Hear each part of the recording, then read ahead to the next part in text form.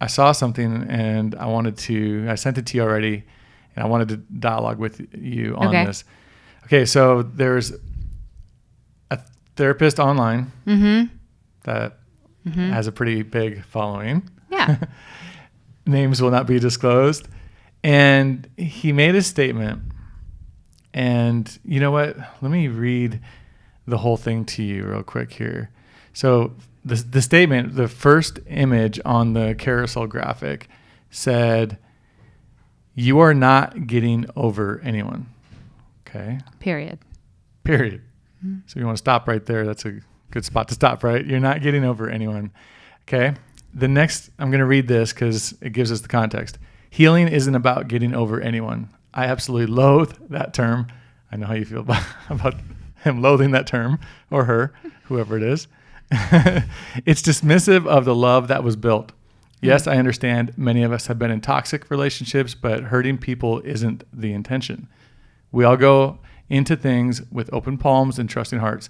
We all hope and dream and love to the best of our ability with wherever we are in our lives. And when we are constantly telling ourselves that we need to get over someone, we are erasing, ripping out, and white knuckling. We are minimizing, rushing, dehumanizing ourselves and the person that we share life with. You are not getting over anyone. You are learning and growing, reestablishing a relationship with self. You're sitting with pain, maybe for the first time in your life, and through that softening and accepting and learning how to forgive. Your heart is not broken because hearts don't break, they stretch. To love harder and deeper. You are not getting over anyone, you are becoming. All right, so I have my own thoughts on that. When I saw that right away, there's a part of me that right away just was like, wait, why wouldn't you want to get over somebody? Mm-hmm. So I'm curious. He said healing is not about getting over anyone. Mm-hmm. What is your take on that statement, that you are not getting over anyone? Healing is not about getting over anyone. Where to kind of funnel my thoughts at this moment. So I think what's worth noting is the carousel. So the first image is of the statement, you are not getting over anyone, period. Right? Yeah. And so I do think that maybe it's strategic to put it in this like definitive statement, and then to unlock that, to open it up and to kind of explore more of this concept that this therapist is talking about. And at the same time, well, I don't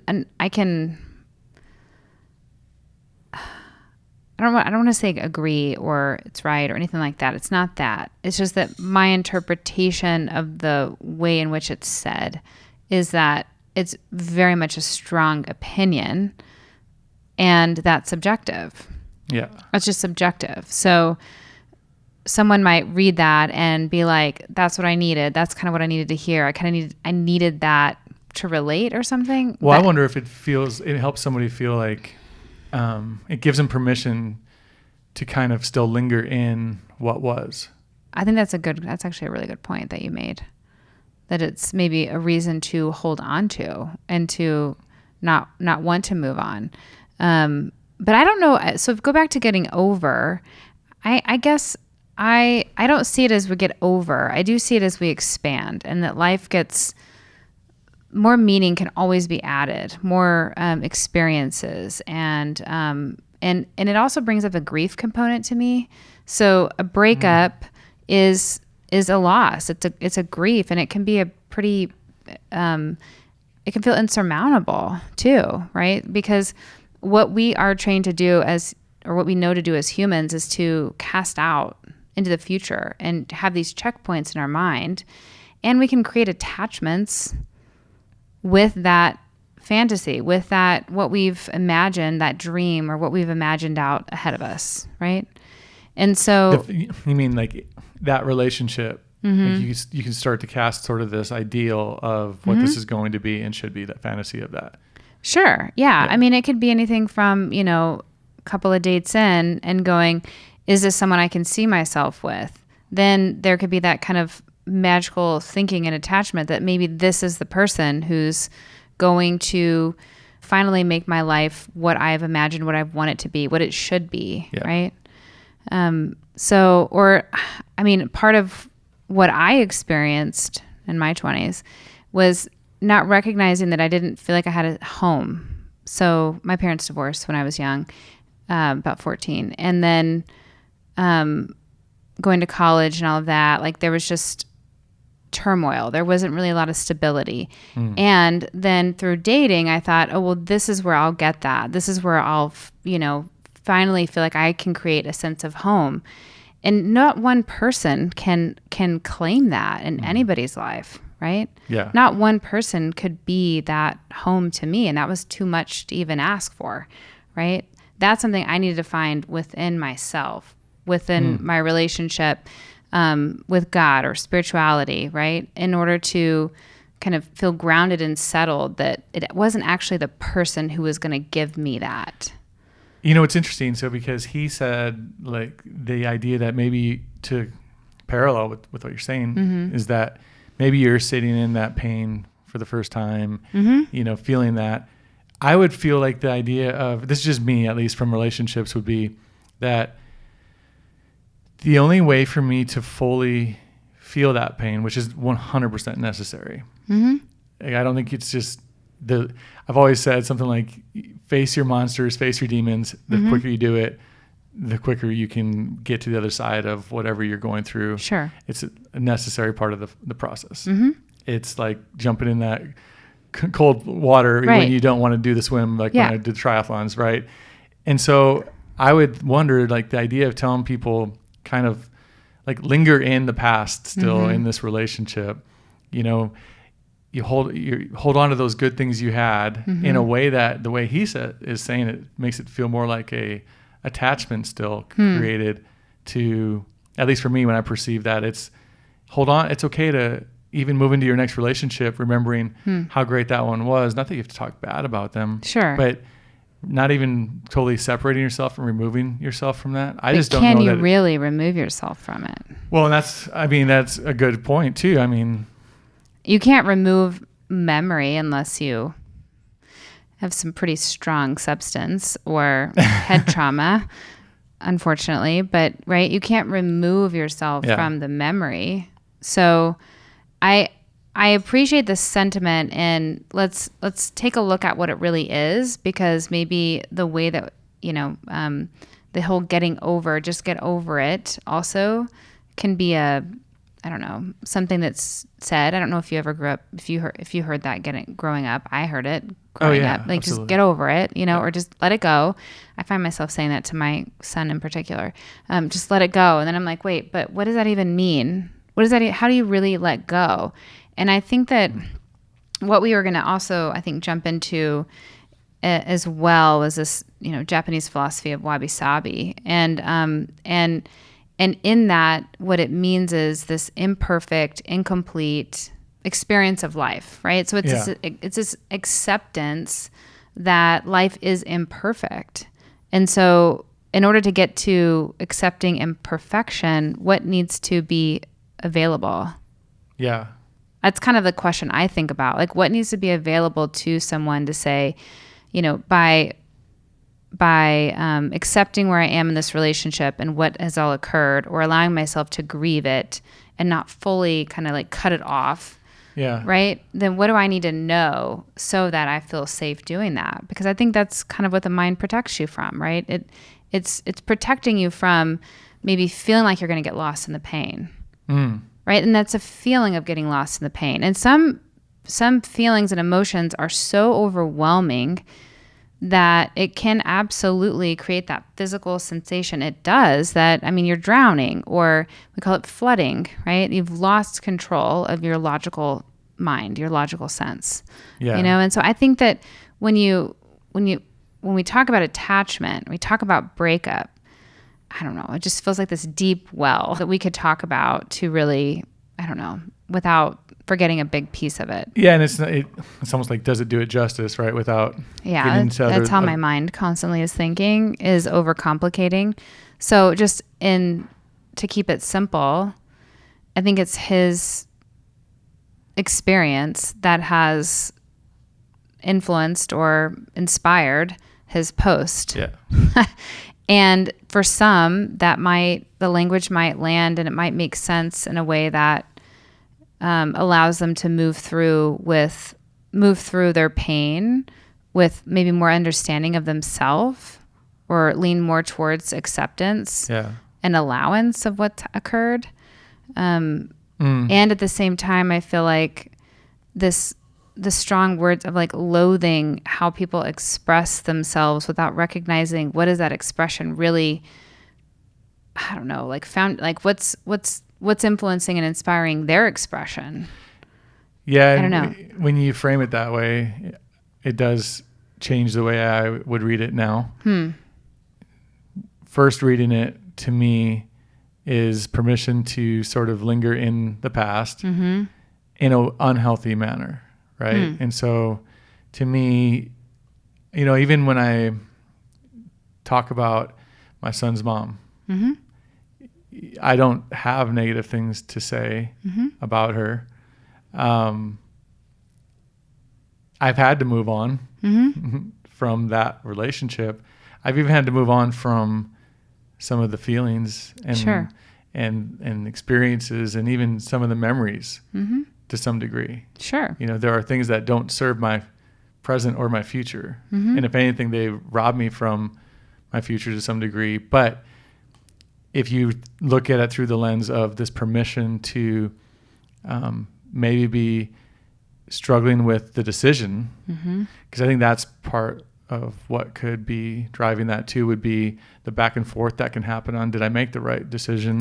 Absolutely. And everyone's just telling me to move on, but I'm still trying to sit in this and feel this and decide what's right for my life. And so through that lens, there's just so many other ways to say that.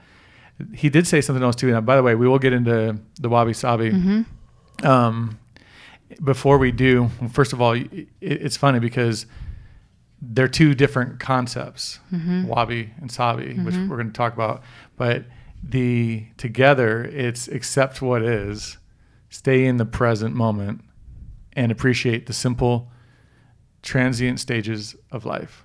And so I think, what you said makes sense, because to me, that would, when I mentioned that takes you out of the present, is what, if you let yourself feel like, I don't know, like for me to let go of some of the experiences and the meaning of those memories that I have from past relationships, I don't feel like it does a disservice to, or dishonors the time we had together, because that was the present. Sure. Yeah. Sure. I get that. Yeah. Right. And I think it could just be the language that's, again, the interpretation of the language that's being used, right? That getting over means that you're completely cutting off from. Now, I mean, I know that if I feel hurt, I will absolutely cut off. I will. Like, that's just like a defense mechanism I have. I just cut off, right? Like, and so, even if temporary. It could be temporary, yeah. And then I need to internally really work through to get to some acceptance and understanding or meaning making, right? Like really discover like, what is this overwhelming feeling I'm having? So I think that maybe lingering in it, maybe what he's saying is that's the only way, or that's the only way you talk about it. Maybe his call to action is, hey, let me say this very opinionated statement, and then let me kind of unlock it in a way that gives it more context. I just want the context, really. Yeah, and that's part of the problem, right? On those quick statements is like, people read, right, double tap, and then don't get into the context of it, or we don't have enough time inside of a post to do that. But the way someone moves through the process of, we talk about like harmony, disharmony, repair. Terry Real has that kind of cyclical nature of all relationships, right? And so if you think about it that way, like there was harmony and then there's this disharmony, and then the repair with a broken relationship is with the individuals. Apart from each other. And maybe there is some that's kind of energetically, I don't know, shared. I think that's possible. But that in and of itself, that repair process is going to look in my opinion, like harmony, disharmony, repair, even within itself. Right? So the way someone moves through isn't how they're going to end up either. Expand that. Well, it's you're moving through. I think you're moving through, whether you say you're moving on, whether you say you're cutting off or you're letting go, that's still movement. And so in what direction that takes somebody, and if that path leads them to some other self-discovery that then unlocks something that then gets them in another path or whatever of health and well-being, then so be it. Right? Yeah. So I just think that he has a particular audience. And so maybe that the language that's used within that is just a part of how. That's fair. I don't know. Before we move on, sure. Because there was one more statement. He said, "Hearts don't break, hearts bend." I don't have that in front of me, but it was hearts of that expand, nature. Right? Hearts expand. Yeah. Hearts don't break, they expand. Yeah, I wonder if he's also saying too that it's not black or white. It's not broken or unbroken. Like it's not one or the other. So in that sense, I like the concept of we expand or we also contract, right? So when we're in pain, when we're in like negative thinking or anticipating a problem, you actually lose peripheral vision, which is really fascinating. You get your occipital lobe, your eyes zero in and they narrow in on a target, which is likely safety, right? Or what's the next best thing so that I stay safe, right? So if you're in the feeling of pain and then the interpretation of maybe what's wrong with you or how you weren't worthy of that or what did you do wrong, then there is this zeroing in on rejection, on abandonment, on maybe loneliness or hurt, right? Yeah. And so I mean, that's just kind of what it makes me think of, that then if we can go, but also what else is possible, or also like what else did I experience within this relationship? It wasn't just all bad or all chaos. Or what happens too is after a breakup and after some time and space, then it's also common to go all the good times and just kind of zero in on the good, right? As a way to maybe preserve those memories, preserve yourself. When you talk about kind of always living in what was good, okay, I wonder too, like in that statement of hearts don't break, they expand. I could also see there being like an undertone of the point is to be careful that your heart doesn't harden. Even. That's a good point. Because like if you look at I don't know, like tungsten versus gold, right? Tungsten being a much harder metal, because it's harder, it can break. Gold being a softer metal, sure, you know, it's more flexible. It's softer, so it's more flexible. And so I could see there being the benefit of when you put all these pieces together, which I'm sure he would do eloquently if he was given the same chance together right here. But when you put all these thoughts together, I feel like that statement kind of can go back to the idea of you don't have to just move on. It's okay to feel the pain you feel right now and to miss what you miss. And but also like if you just try to move on so quickly, moving on doesn't have to be done with hate. It doesn't have to be done with dishonor or just kind of discounting what was good, because what was learned, what was given to you through that in those experiences, they'll play a role in who you are. So I don't know. That's just kind of where my mind went a little bit on it's like, oh, heartbreak, is that real? Or is it more of the idea of like heartbreak is probably more real if you can't see it through a lens of an understanding and appreciation, you know? Sure. And I think too, if we're not acknowledging the loss as well, because I mean, or also like, did you give that relationship your all? Like, did you really open yourself up to being loved, loving, and the unknown, but also again, in that like forecasting to go, is this something I want to stay in?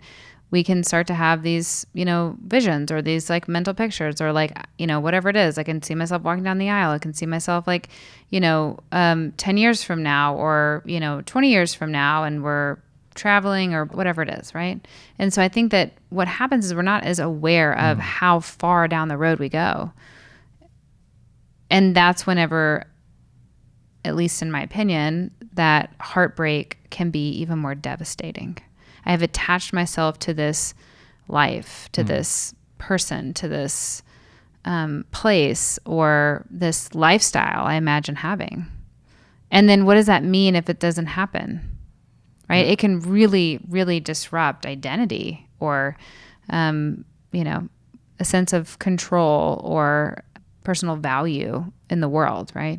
Yeah. Yeah. So, heartbreak is something that I think is also, I think it talks too about the physical pain that accompanies emotional devastation. It's physical, like there is a physical component, right? There's all this research too about, how the body keeps the score, right? How emotions or memory are stored in cells of the body, right? And so even that, so that's what that also makes me think of too. There's also a lot of research about the heart, and the heart has more, I could be wrong here, but I think it has more neural pathways going from the heart to the brain than the brain to the heart. So when we say that we're leading with our heart, it actually is kind of a true statement that are you leading with an open heart? Are you open and available? Is actually allows the mind to open and expand as well. And I think what can be tricky there is this idea of vulnerability. So if I like let myself attach, if I let somebody attach to me, then I'm opening myself up to all this pain. But in the same way, you're also opening up yourself to all this opportunity, this possibility, this love, this for however long it lasts. Yeah. And we're not ever guaranteed anything. So you're not even guaranteed the next day, even if the relationship stays together, right?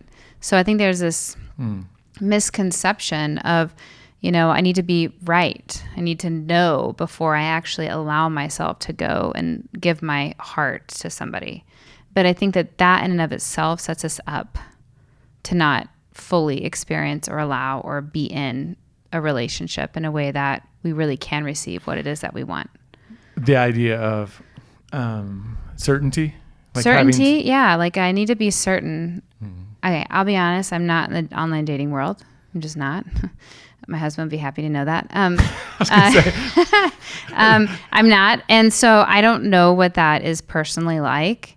And I know too, or I can imagine that having all this information about somebody, even being able to go and find them wherever online, already sets up these, whether it is an expectation or an assumption or some sort of understanding, some checkpoint, right? To go, okay, this person seems like they check some of these boxes. So, okay, maybe it's worthwhile or maybe it's worth my time. The departure of a relationship from our life is hard. It's hard. I mean, even what's weird, right, to think about is people have trouble oftentimes leaving very toxic relationships. Sure.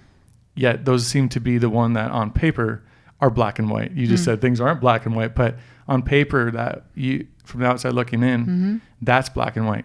They're treating you like shit. That's unhealthy. Even abuse, which is sad, but people stay in those relationships. And so, and I don't, I gave you the book Awareness, right, by Anthony DeMello. Yeah. And he said, we don't fear the unknown. You can't fear what you don't know. What we fear is what we're going to lose. Yeah, or what we've known. Yeah, and what we've known, what we'll lose. Yep.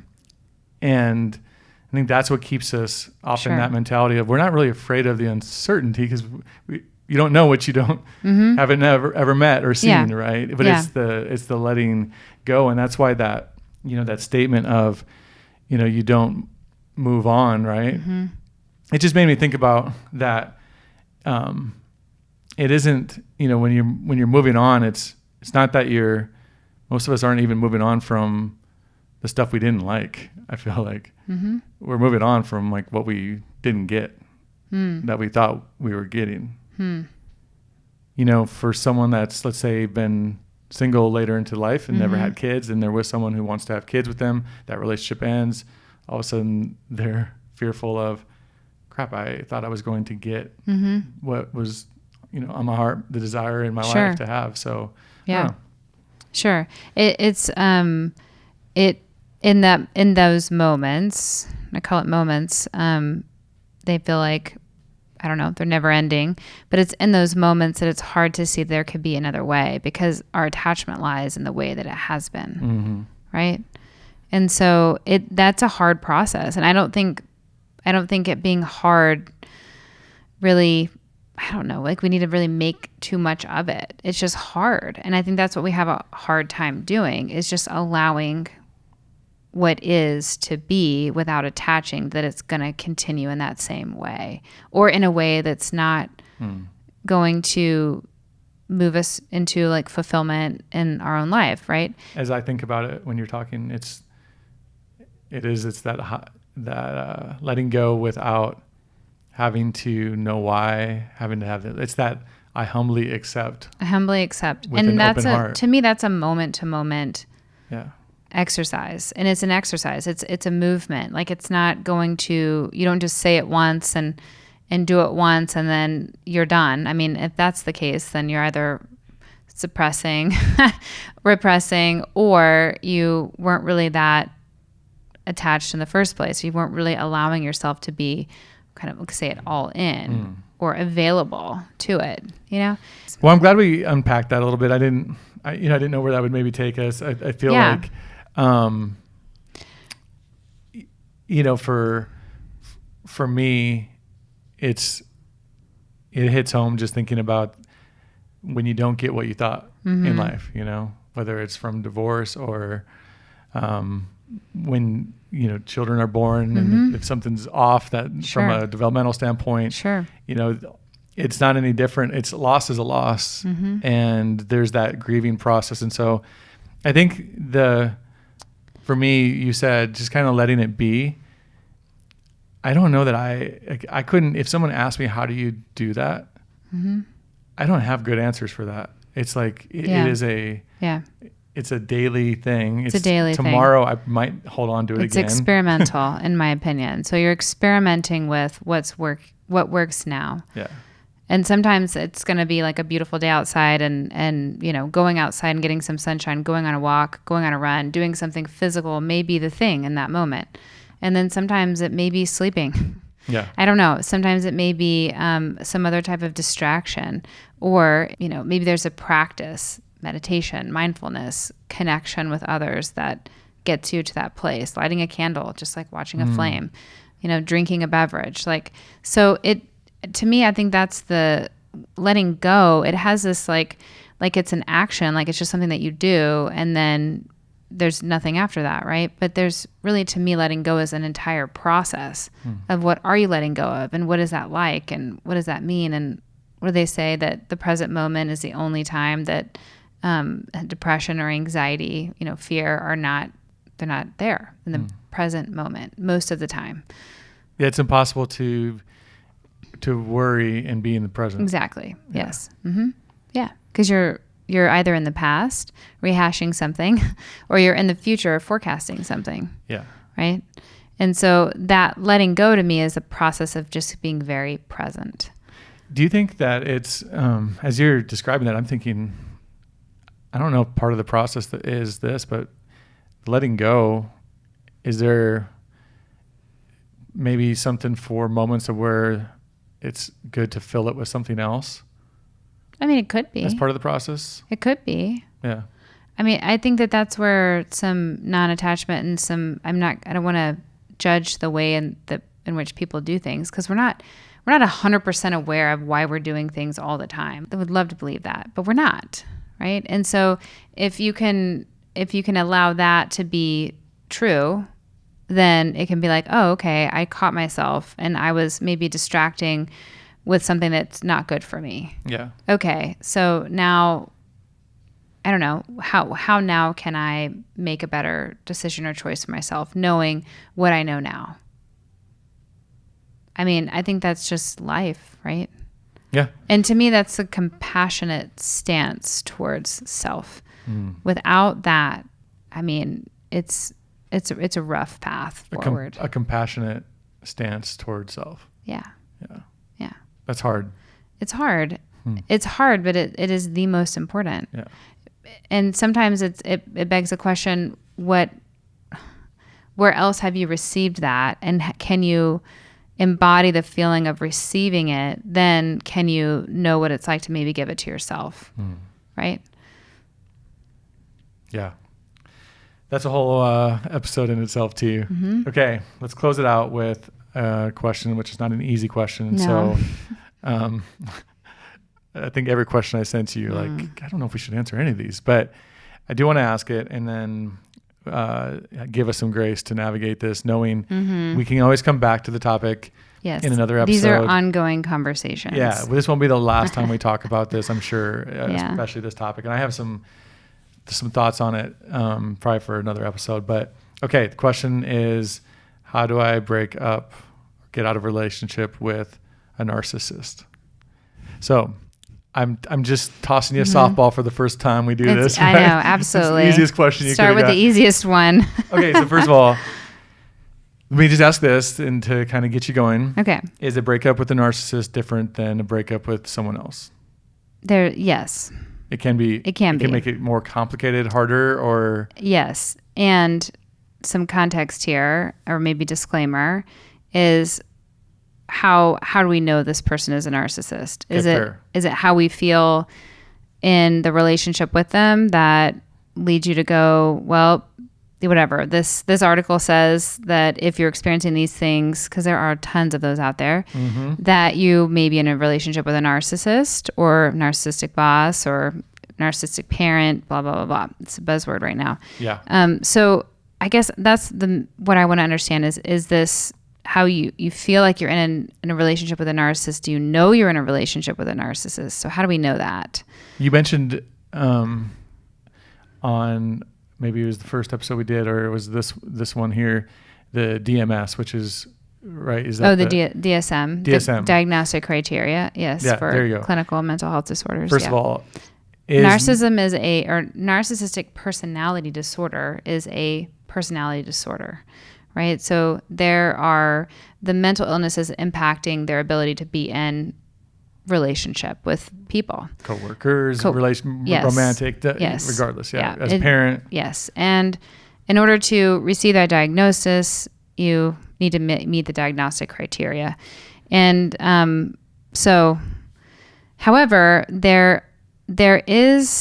we can all have some narcissistic traits, right? So we can all experience, I mean, it could be ego, right? You can talk about that way. Defense mechanism. It can even be attachment wounds. So I'm not an expert on narcissistic personality disorder. And I do know that because of the readily available information out there on the internet and TikTok and social media, that we can go, oh, that sounds like what I'm experiencing. Therefore, my partner must be a narcissist. Or we need something to go, okay, this is why they're behaving in that way.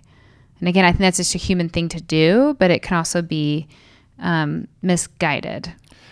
Robert Greene's inside of Laws of Human Nature, he wrote, "We are all narcissists, some deeper on the spectrum than others." Basically, functional, and then deep would be the more toxic type of narcissist. It's more of a fragmented sense of self that has a lot of early trauma associated. So these are 0 to 2 or earlier wounds, or 0 to 5, but also way earlier wounds.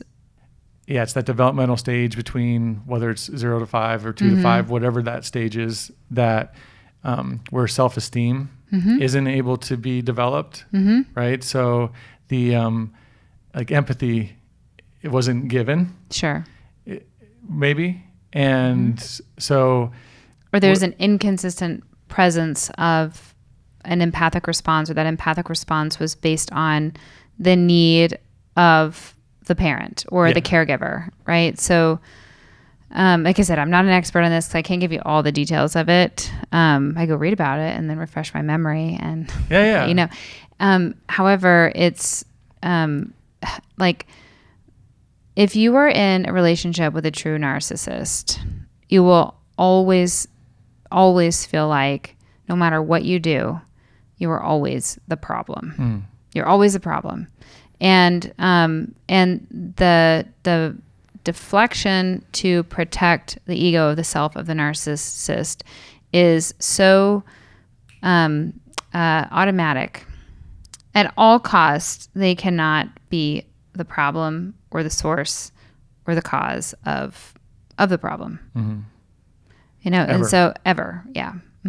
And there's, and I say that though, I mean, people who are diagnosed with narcissistic personality disorder, I'll be clear, can, you know, experience some rehabilitation or acknowledge that these early wounds exist, right? So I do believe that the mind can regenerate, that new neural pathways can be formed. So I don't want to take like a generalized, you know, direction with that and say that never can you ever experience it. But what tends to happen is narcissists pair up with more of a dependent personality, someone who is very much a helper, very a feeler, very compassionate.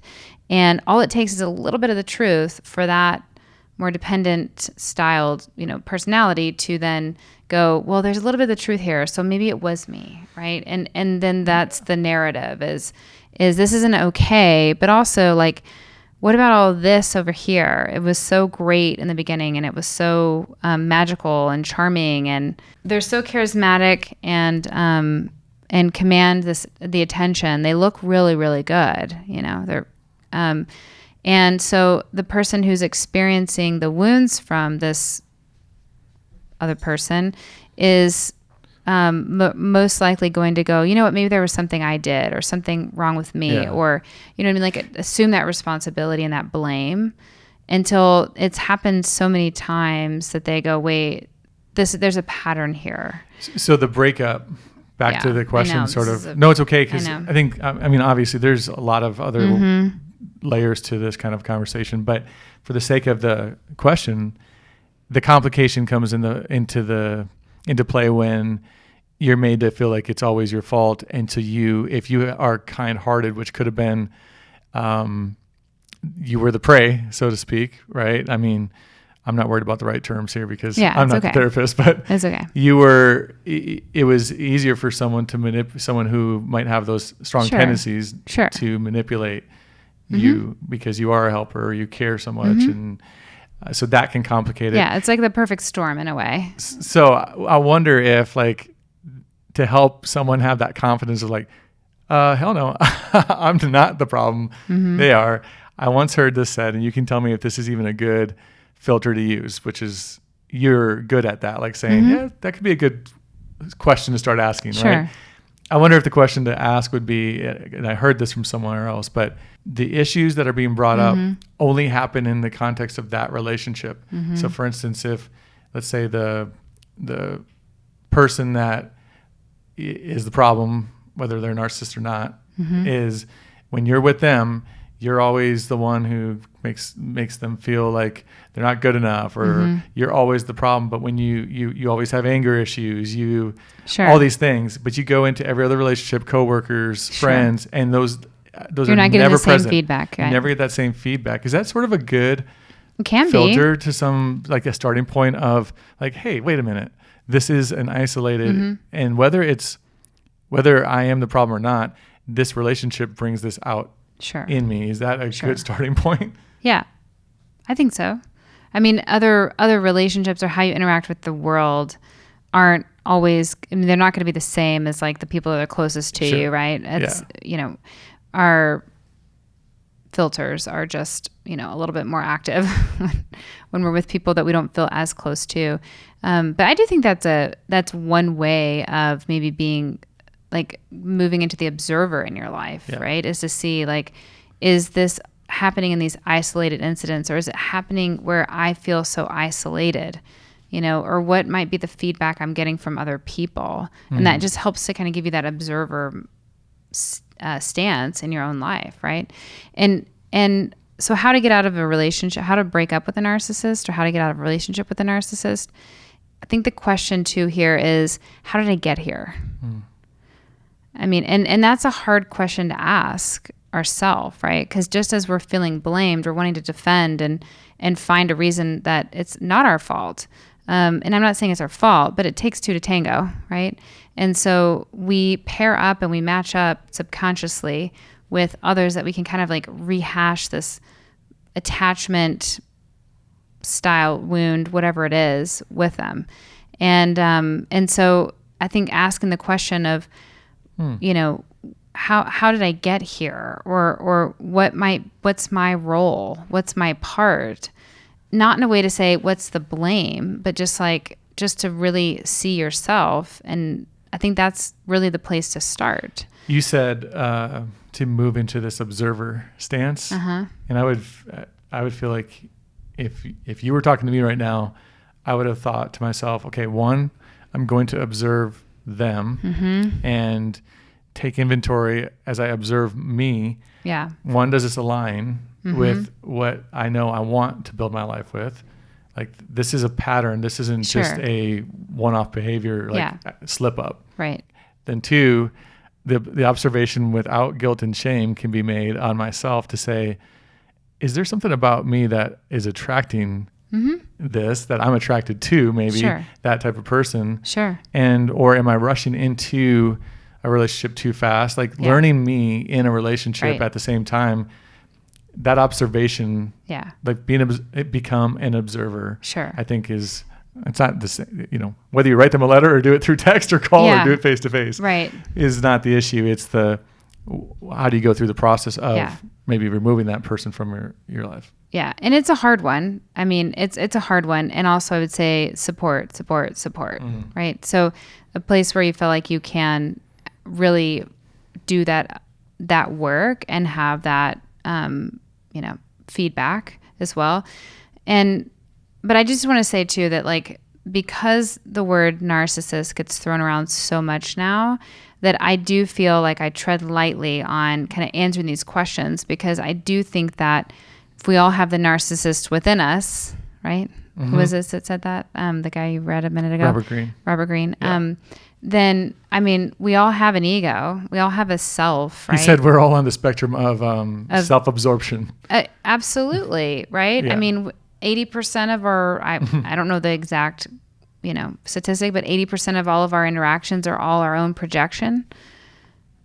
A projection is what I'm seeing and feeling and thinking and have experienced, and I'm pushing it out onto somebody else or the world around me, right? And so without the skill of being able to step back and self-observe with compassion, then I don't know that we have the capacity to really be in choice about whatever it is, our relationships, how we're impacting people, how they're impacting us. And so I think beginning there will give you the most opportunity for transformation, for change, for not continuing those patterns as well. Well, I think you answered it great. I mean, the idea of the narcissist being in a factor of a breakup, just the complication that could bring is, let's just, even though this doesn't do it justice, like minimize it to, you might find yourself always giving them another chance because you put the blame on yourself. Yeah. So being able to remove yourself from that stance of being the one who is to blame. Yeah. Because you have your part, but you're probably not to blame for it all. And nobody's to blame for all of it, right? Yeah, absolutely. So I think that's a good start, though. Yeah. I mean, how else would you? You have to know the more context to answer that better anyway. Right. Right. Absolutely. Yeah. Also, I would want to kind of close out closing it on this, not expanding it too much, but it's just a term that's so loosely thrown around, and I always, I hear it a lot. I mean, being back in the dating space, it is. I would say 75 to 80% of the first dates that I've been on, they've said that an ex was a narcissist, and I've always asked, like, clinically, he was diagnosed. Mm-hmm. And the answer is, oh no, but he was. And I think, like, for me, what I find some